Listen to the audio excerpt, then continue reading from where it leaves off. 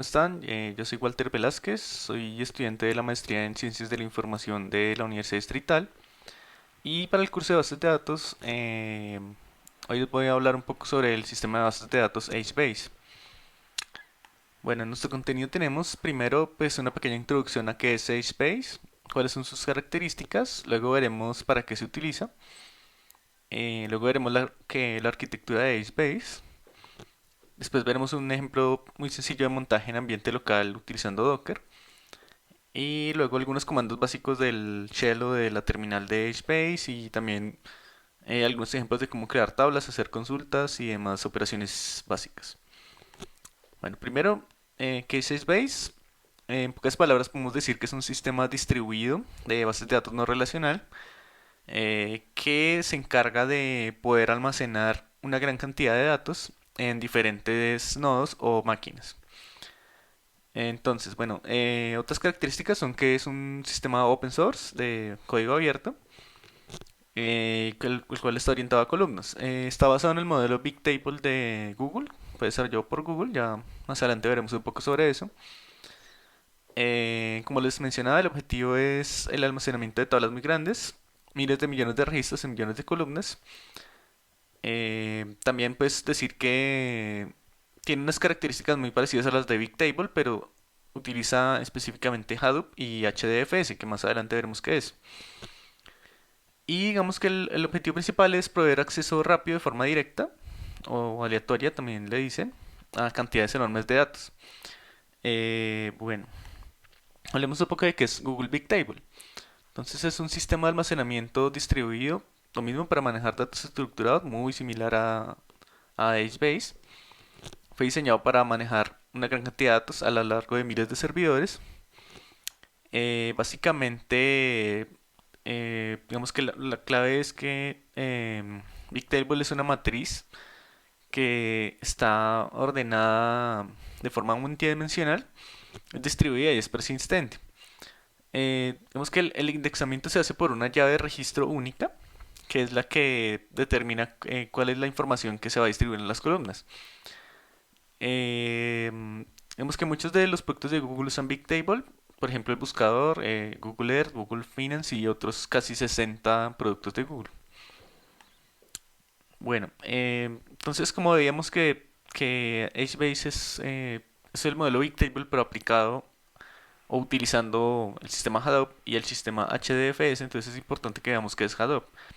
Hadoop básicamente es una colección de software open source o básicamente un framework que permite el procesamiento distribuido de grandes datos, de grandes cantidades de datos, sobre un clúster de máquinas, o sea, un clúster de servidores.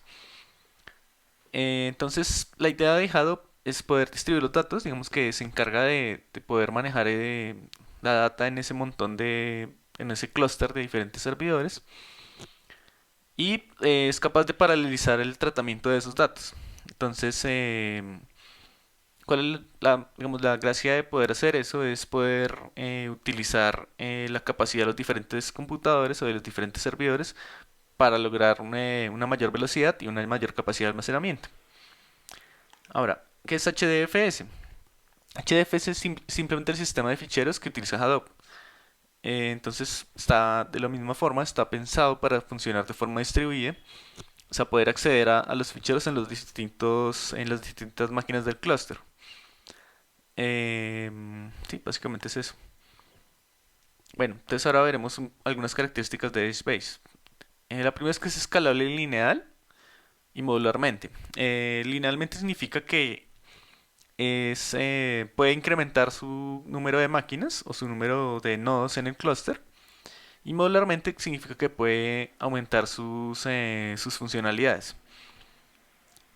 Otra de las características es que tiene una lectura y escritura estrictamente consistente. Esto quiere decir que la información se replica entre los diferentes nodos para garantizar la consistencia y para eh, digamos, garantizar que no haya una pérdida de información si llega a haber un error en alguno de los servidores. También cuenta con un particionamiento automático también configurable. Tiene un soporte automático de fallas entre los servidores regionales, que ya veremos qué son. Y cuenta con una API de Java para el acceso de los clientes. También cuenta con caché para bloques y para filtros Bloom, para consultas en tiempo real. Los filtros Bloom es una estructura de datos que permiten determinar si un registro existe o no en un dataset. Bueno, también cuenta con un shell extendible basado en JRuby y tiene soporte para exportar las métricas gracias al sistema de métricas de Hadoop. Bueno, seguimos. Bueno, ¿para qué se utiliza Hadoop? HBase, perdón, se utiliza para básicamente proyectos de Big Data. eh, Proyectos que son de procesamiento, almacenamiento, lectura y demás de grandes volúmenes de datos. Se utiliza mucho en analítica de datos, en campañas publicitarias, servicios financieros y otros servicios, donde se requiere una gran cantidad de datos. Bueno, pasemos un poco a ver cuál es la arquitectura que utiliza HBase. Entonces, básicamente, todas las tablas están distribuidas en unas regiones y esas regiones están almacenadas dentro de unos servidores regionales o region servers. Las regiones están divididas verticalmente por familias de columnas por medio de stores. Ya ahorita vamos a ver un poco a qué se refiere eso. Los stores están almacenados, como les decía, en el sistema de archivos de HDFS. Y bueno, HBase tiene tres componentes principales, que son la librería del cliente, el servidor maestro y los servidores regionales. Acá tenemos una gráfica donde vemos, bueno, acá tenemos nuestro sistema de almacenamiento que es HDFS. Ya tenemos nuestros servidores tanto regionales como maestros. Tenemos Zookeeper, que es como el sistema que se encarga de conectar a los clientes con los servidores. Y bueno, acá tenemos los clientes. Entonces, ¿qué es el master server o servidor maestro? Es el que se encarga de asignar las regiones a los region servers con ayuda de Zookeeper. Se encarga de manejar el balance entre los region servers. Entonces, si alguno de los servidores regionales está muy cargado o ya está lleno, entonces el servidor maestro se encarga de redistribuir los datos para aliviar la carga. Eh, sí, exacto. Bueno, también es el responsable de los cambios en el esquema y otras operaciones, por ejemplo la creación de tablas o la creación de familias de columnas. Y tiene un servidor backup en caso de que falle. Ya ahorita veremos un poco sobre eso. Bueno, acá tenemos una gráfica que nos muestra un poco cómo es el funcionamiento del servidor maestro con respecto a los servidores regionales. Entonces aquí tenemos que, bueno, como les decía, el servidor maestro se encarga de crear o borrar las tablas, o sea, cambios en lo que es la estructura. Y también Zookeeper lo que hace es monitorear los servidores regionales y le avisa al servidor maestro si es necesario hacer algún cambio o redistribuir la carga. Bueno, ahora hablemos de los servidores regionales. Bueno, básicamente los servidores regionales son los que contienen las distintas regiones. Una región es una sección de una tabla que contiene los registros en cierto rango. Entonces, por ejemplo, una región puede contener los registros de la tabla clientes entre el cliente con el ID 0 y el ID 1000. Otra región contiene los datos del cliente 1000 hasta el cliente 2000 y etcétera. Pero por ejemplo, el cliente con el ID 517 va a estar solo en la primera región. ¿Sí? Bueno, otra de las características de los region servers es que se comunican con el cliente y manejan las operaciones relacionadas con los datos. Es decir, que los region servers son los que directamente se conectan con el cliente y exponen la data que tienen ellos contenida. También pues deciden el tamaño de la región de acuerdo al límite, que es tal cual lo que les estoy diciendo de ese rango que puede tener dicha región. En esta gráfica pues vemos un poco de forma más clara lo que les estoy comentando. Entonces si vemos, cada una de estas regiones contiene o comparte los mismos tipos o las mismas columnas, las mismas familias de columnas, que son call vehicle C. Incluso entre los diferentes servidores se puede compartir los datos de esa misma tabla. Pero lo que no se comparte es el registro o el ID del registro. Digamos, este es el registro 500. Aquí vamos a tener el registro 1500, acá el 2500 y etcétera. Vemos que el start key y el end key es el key inicial y el key final, lo que les decía del 0 al 1000, del 1000 al 2000 y etcétera. Bueno, Ahora hablemos un poco de Zookeeper. Zookeeper pues es un proyecto de código abierto que provee pues servicios para el mantenimiento de la configuración de los diferentes servidores que están distribuidos. Entonces contiene unos nodos efímeros que son los que representan a los diferentes servidores regionales en cierto momento. Y se encarga de, digamos, generar esa conexión entre, entre el master server y region servers para saber si alguno de los servidores regionales tiene problemas y saber cuáles están disponibles y demás. De la misma forma, pues el servidor maestro va enviándole información a su keeper para indicarle cuál es el estado en el que se encuentra. Eh, bueno, sí, digamos que los nodos que tiene su keeper se utilizan para el manejo, para el siguiente de manejo de errores y demás. Acá en esta gráfica pues podemos ver un poco eso. Como les decía, el servidor maestro normalmente tiene un servidor de backup que se encarga de reemplazar a ese servidor maestro en el caso de que llegue a fallar. Entonces el que se encarga de mantener esa información actualizada es su keeper. Entonces el servidor maestro siempre está enviándole herbets o digamos podemos decir como unos latidos, como unos mensajes que indican que digamos cuál es la salud del servidor maestro. En el caso de que el servidor maestro llegue a fallar, entonces su keeper le avisa al servidor de backup y le dice, oiga, actívese porque el servidor maestro está fallando. De igual forma, los servidores regionales también envían información hacia su keeper que le dice al servidor maestro si alguno de esos servidores ya está en el límite, si ya está muy cargado y así el servidor maestro puede redistribuir los datos. Y bueno, por último, en esta parte teórica, pues les puedo mostrar un poco cómo es la estructura de una tabla en Essbase. Entonces, acá tenemos un ejemplo que es una tabla de clientes. Tenemos nuestro ID del cliente, que es la llave primaria, que es la que no se puede repetir en la tabla, similar a, pues, a los modelos relacionales que conocemos. Y pues tiene una familia de columnas que son CF1, Column Family 1 y Column Family 2. La primera corresponde a los datos de la dirección de un cliente, por ejemplo, en un sistema de ventas por internet. Y la segunda contiene los datos de la orden. Entonces, acá podemos ver que para cada uno de los registros, pues se tienen diferentes valores de acuerdo a las columnas. Em, bueno, algo interesante de esto es que este primer registro puede ser que esté alojado en el servidor regional 1, en la región 3, pero este segundo que dice GXXX puede estar almacenado en el servidor regional 7, en la región 8 del servidor regional 7. Entonces, esta misma tabla puede estar distribuida en diferentes servidores en diferentes regiones. Bueno, luego de ver esto, pues vamos a ver un poco de cómo es el montaje local con Docker. Vamos a hablar sobre la parte práctica. Entonces, primero vamos a ver pues cómo se puede hacer el montaje local utilizando Docker de Acebase. Entonces, yo me basé en este repo de GitHub que ya tiene todo lo necesario para poder montar una instancia o un contenedor de HBase. Entonces, ese contenedor pues ya están incluidos los servidores maestros, su keeper y los servidores regionales. Entonces, pues lo primero que hay que hacer es clonar el repositorio. Yo acá ya lo tengo clonado, ¿sí? En alguna carpeta de mi escritorio.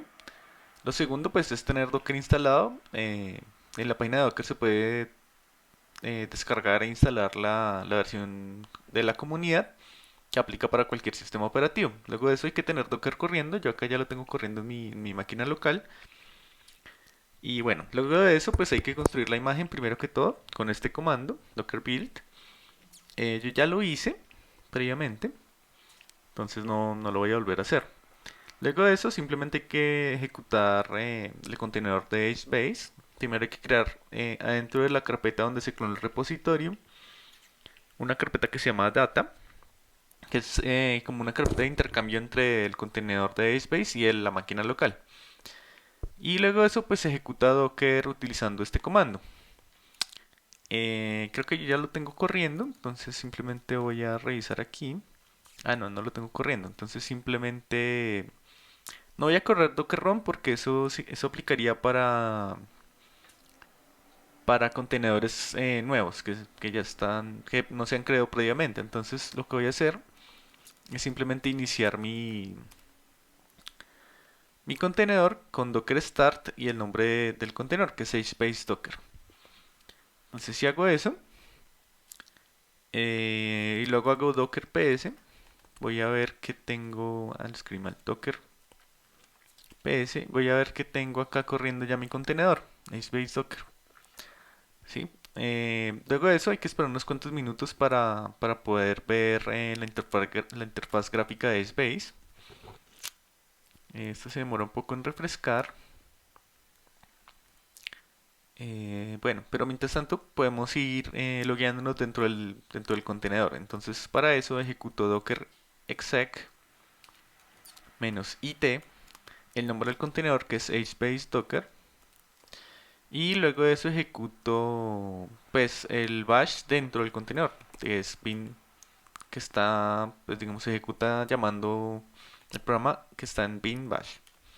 Si ejecuto eso, ya él me va a permitir loguearme dentro de Docker. Entonces, acá puedo ejecutar, por ejemplo, hbase y él ya me muestra todos los comandos posibles que tengo para ejecutar hbase dentro de la máquina. Yo por acá tengo pues una pequeña guía para ver qué tipo de cosas podemos hacer dentro de la máquina con HBase. Entonces, bueno, lo primero es loguearnos en HBase, que se hace haciendo HBase shell. Ujú. Entonces ahí él se demora un poco, mientras tanto les voy mostrando ya la interfaz gráfica. Entonces ya se monta en el puerto 16010 y nos muestra un estatus general de cómo están mis servidores adentro de HBase. Como ven, acá solo tengo un servidor regional. Tengo un servidor regional muerto. Bueno, seguramente de alguna prueba que hice antes. No tengo servidores backup. Normalmente en un sitio productivo van a existir servidores maestros de backup. Me muestra que no tengo tablas. No les he creado. Y bueno, entonces vamos ya al shell que todavía no ha arrancado. Bueno, si quieren les puedo mostrar un poco más todo lo que se puede ver acá. Bueno, se puede ver un detalle de las tablas. Bueno, en general un vistazo general de todo el sistema. Bueno, ya después de unos cuantos segundos, ya mi shell de HBase arrancó. Entonces, bueno, podemos ver algunos comandos básicos, por ejemplo, list, que me muestra la lista de tablas que tengo creadas, básicamente. Entonces, él me muestra que tengo dos tablas, que son emp y empleado. Bueno, también puedo poner status, que lo que me hace es que me muestra algo muy similar a lo que vimos en el UI. Entonces, tenemos un servidor maestro activo y un servidor regional. Bueno, entonces ya vamos, digamos, a la parte de las consultas. Entonces, si quiero crear una tabla, utilizo el comando create y el nombre de la tabla, por ejemplo, emple. Vamos para una tabla de empleados, por ejemplo. Así. Entonces, cuando creamos la tabla tiene que tener al menos una familia de columnas. Entonces, vamos a crear personal. ¿Sí? Como datos personales y profesional, por ejemplo. Para no escribir tanto. Entonces, creo estas dos. Está un poco lento. Bueno, y si hago status, perdón, list, ese ya me va a mostrar que tengo tres tablas. Está emple, que fue la nueva que creé, y empleado ya las tenía en unas pruebas previas que había hecho. Entonces ahora, por ejemplo, hay un comando que es disable, que es para desactivar las tablas. Entonces, por ejemplo, voy a desactivar emp, que es una de las tablas que ya tenía creadas. ¿Sí? Entonces ahí ya me la desactivo. ¿Cómo sé que está desactivada? Porque puedo ejecutar el comando isDisabled con el nombre de la tabla y él me va a decir true, o sea que la tengo desactivada. Por ejemplo, si ejecuto isDisabled con emple, me va a decir falso porque emple está activada. Listo. Hay otro comando importante que es scan. Con scan de emple puedo ver, digamos que es un select de todos los registros. ¿Qué otra cosa? Hay una que es describe, de emple, por ejemplo. Y él me muestra algo muy similar a lo que estamos viendo acá en el UI. Entonces me muestra como las características de las tablas. ¿Qué más? Bueno, por acá tengo mi copia. Por ejemplo, si yo quisiera alterar una tabla, entonces por ejemplo a emple le voy a quitar una familia de columnas, voy a borrar una familia de columnas. Entonces en este caso ejecuto delete con arrow o rocket, creo que se llama este símbolo, y le digo cuál familia de columnas quiero borrar. Entonces voy a borrar profesional. ¿Mm? Si ejecuto eso, entonces él me va a decir que se actualizó las regiones, y si le doy describe, entonces él me va a decir que solo existe la familia de columna personal. ¿Listo? Bueno, entonces ahora cómo hago para insertar unos registros. Entonces utilizo el comando put, nombre de la tabla, coma, y luego meto el nombre de la familia de la región personal, por ejemplo, nombre, y luego el valor. Entonces, por ejemplo, Walter. Ah, creo que me falló algo. Personal, nombre. A ver. Ah, sí, me faltó el ID del registro, que es como el ID único, o sea, la llave primaria de ese registro. ¿Sí? Entonces ahí, ¿qué hice? Ahí inserté el valor Walter dentro de la columna nombre en la familia de columnas personal. ¿Mm? Entonces vamos a ingresar, por ejemplo, dirección. Entonces vamos a insertar calle 123. ¿Listo? Si vemos, entonces si hago, por ejemplo, un scan de emple, entonces él me va a mostrar que en el row 1 tengo en la columna dirección de la familia personal, tengo el valor un calle 123 y demás. Ahora, ¿qué pasa si quiero actualizar? Entonces también utilizo put, lo mismo, nombre de la tabla, luego el row. Como es una que ya tengo creada, entonces utilizo un valor, el mismo valor que ya tenía antes, y le digo qué columna quiero actualizar. Entonces personal, dirección y, por ejemplo, calle nueva. ¿Sí? Entonces si hago scan de nuevo, entonces ya me va a mostrar actualizada la dirección. Como ven, no me creó un nuevo registro, sino que actualizó el que ya estaba. Si quiero borrar un registro, entonces en vez de put utilizo delete emple row 1 personal dirección. No pasó ningún valor, sino que simplemente le digo que me borre la dirección. ¿Mm? Si hago un scan, ya la dirección no debería aparecer. Y si aparece, creo que me quedó algo mal. Row column name, table, emple 1 dirección. Ah, sí, creo que ejecuté algo mal en el anterior. Y ya, entonces ahí sí ya me lo borró. Listo. ¿Qué otra cosa? Bueno, delete all se utiliza para borrar todos los registros asociados con un row. Entonces, delete all de la tabla emple del row 1 me va a borrar todos los registros que están con el row 1, o sea, con el ID 1. ¿Qué más? Bueno, existe que es otro que es count, que cuenta todos los registros de la tabla emple. Tengo 0.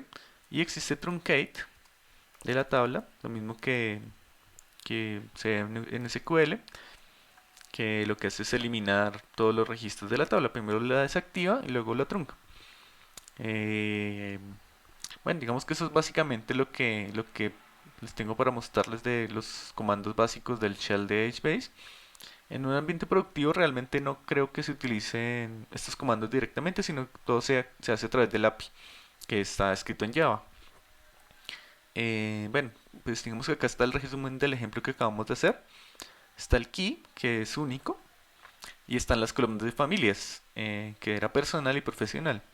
Como ven, yo nunca creé las columnas, sino que las fui creando dinámicamente. Digamos que esa es como la ventaja de Space, es que no es tan estricta la estructura de las tablas, o el esquema no es tan estricto, sino que yo puedo ir incrementando mis familias dinámicamente. Lo que sí tiene que estar creado ya es la familia. La familia sí es, digamos, un poco más estricta el esquema. Y bueno, creo que eso era todo lo que tenía para mostrarles. Estas son las referencias que tomé para esta presentación y espero que les haya gustado. Hasta luego.